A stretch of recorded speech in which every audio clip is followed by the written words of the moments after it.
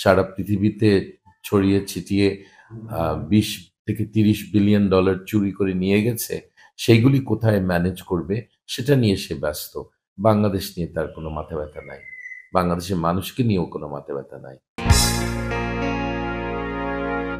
আমাদের বাংলাদেশের ইতিহাসে ২ বার গণতন্ত্রকে ধ্বংস করা হয়েছে এবং ২ বার এটা হয়েছে আওয়ামী লীগ নির্বাচন করে এসে নির্বাচনী প্রক্রিয়াটা ধ্বংস করেছে। সো তারা যেই প্রক্রিয়ায় আসছে ক্ষমতায়, সেই প্রক্রিয়া তারা ধ্বংস করেছে। সো তাদেরকে সব গণতান্ত্রিক সুবিধার থেকে বাদ দেওয়ার একটা ভালো একটা যুক্তি আছে এবং জার্মানিতে নাৎসি পার্টির নাম নেওয়া যায় না। বাংলাদেশেও আমার মনে হয় না যে আওয়ামী লীগকে কোনো স্থান দেওয়ার খুব বড় প্রয়োজন আছে, আমার মনে হয় না। এটা একটা এই দলটা একেবারে বিষাক্ত হয়ে গেছে। এই পরিবারটা, শেখ পরিবারটা বাংলাদেশকে যেরকম ক্ষতি করেছে, আমার মনে হয় না কোনো মানুষ এত ক্ষতি কোনো দেশকে ক্ষতি করেছে। এরকম উদাহরণ খুঁজে পাওয়া ইতিহাসে খুব কঠিন। এই দলটা আর এই পরিবারটা খুব একেবারে মানে তাদের যে সম্পর্কটা এটা খুব গভীর। আপনি আওয়ামী লীগকে আপনি শেখ পরিবার থেকে পৃথক করবেন, এটা আমার পক্ষে আমার মনে হয় না যে আপনারা করতে পারবেন। যদি এটা চেষ্টা করা হয়, দেখবেন যে পেছন থেকে শেখ পরিবারের লোকই চালাচ্ছে আওয়ামী লীগ। সো এটা সম্ভব না। এই এটা তান্ত্রিক একটা দল এবং এদের গণতান্ত্রিক কোনো উদাহরণ নাই তাদের ইতিহাসে গণতন্ত্রের। সো তাদের ভিতরে যে গণতন্ত্র, তাদের দলের ভিতরে এরকম কোনো আপনি এক্সাম্পল দিতে পারবেন না, উদাহরণ দিতে পারবেন না। তা আমার মনে হয় না যে এটা করা সম্ভব। তো এই দলটাকে নিষিদ্ধ করাটা ভালো যুক্তি আছে। যদি কেউ কোনো লয়ার যদি কোর্টে এটা এটা আর্গুই করে, খুব ভালো কেস করা যাবে ওদেরকে কোনো সুযোগ না দেওয়ার জন্য। ভারতীয় আ গোয়েন্দা সংস্থার দ্বারা তারা প্রভাবিত কিছু লোকজন এই ধরনের কথাবার্তা বলে। কিন্তু এই ধরনের কোনো চান্স আমি মনে করি নেই। তারা বলছিল তো ১ মাসের মধ্যে শেখ হাসিনা দেশে ফিরবে। বর্ডারের কাছে দাঁড়িয়ে আছে। সে যেকোনো মুহূর্তে আসতে পারে।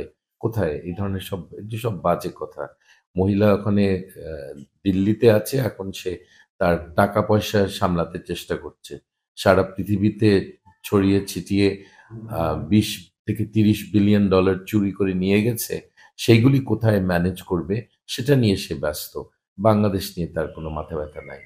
বাংলাদেশের মানুষকে নিয়েও কোনো মাথা ব্যথা নাই। বাংলাদেশের মানুষকে হত্যা করে সে আনন্দ পায়। আ যারা বিএনপির লোককে হত্যা করে যে মানুষটা আনন্দ পায়, আমি তাকে একটা সুস্থ মস্তিষ্কের মানুষ মনে করি না এবং সার্টেনলি বাংলাদেশে কোনো ক্ষমতার যাওয়ার মতো একটা মানুষ না। এটা এক্কেবারে আম মানে ওকে কোনো ক্ষমতার কাছে আসতে দেওয়াটা বোকামি। এবং যারা ওর আসল রূপ যারা দেখেছে, আমি যেটা দেখেছি এবং এই মানুষটি একটা জঘন্য মানুষ। অন্য কোনো আ নেত্রীর সাথে তুলনা করা হয় না। আমি বিএনপির নেত্রীকে আমি আ ওনাকেও দেখেছি, কাছে থেকে দেখেছি। ওনার কোয়ালিটি আর এর কোয়ালিটি সেম না। এটা খুব নিম্নমানের একটা মানুষ। এগুলো খুব নিম্নমনের মানুষ। এটা শেখ হাসিনার মানসিকতা আপনাকে বুঝায়। আপনাকে যদি ৳১০ ক্ষতি করতে পারে, সে ৳১০০ খরচ করবে। খুশি মনে খরচ করবে। ৳১০০ খরচ করবে আপনার ৳১০ ক্ষতি করার জন্যে। কারণ অন্য মানুষকে ক্ষতি করার মধ্যে উনার তৃপ্তি, উনার আনন্দ। সো এই লোকটা সিক এবং এই সিক মানুষটা আমাদের প্রধানমন্ত্রী ছিল ১৭ বছর। এটাই সবচেয়ে দুঃখজনক জিনিস আমাদের ইতিহাসে। আমরা এই শেখ মুজিব এই জঘন্য একটা মহিলাকে রেখে গেছে। এটাও শেখ মুজিবের উপরে দোষ দেওয়া হয়। আমি এই বিষয়টা নিয়ে খুব বেশি জানি না। কিন্তু আম বিজ্ঞ আদালত যদি এরকম আ রায় দিয়ে থাকে তাহলে আমার কিছু বলার নাই। কিন্তু আম এটা এই ধরনের ঘটনা ঘটেছে এটা তো ঠিকমতো তদন্ত করা দরকার। এখনো মনে করি এটা তদন্ত করা দরকার।